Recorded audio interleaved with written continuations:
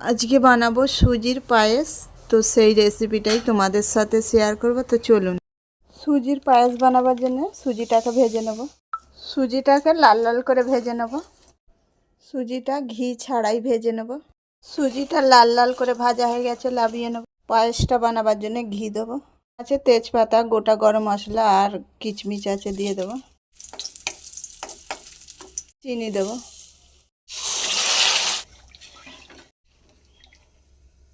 অল্প food colour ব্যবহার করব।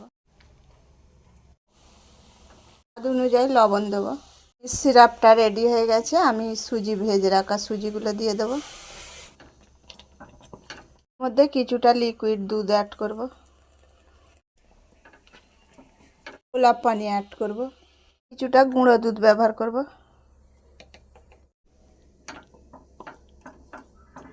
এখানে কিছুটা ড্রাই ফ্রুট আছে, দিয়ে দেবো।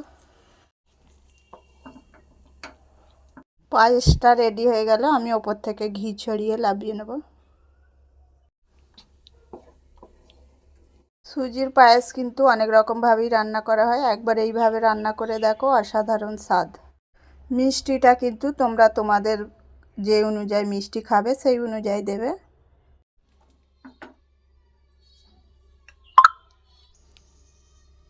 এই রেসিপিটা ভালো লাগলে অবশ্যই একটা লাইক, শেয়ার, কমেন্ট করো।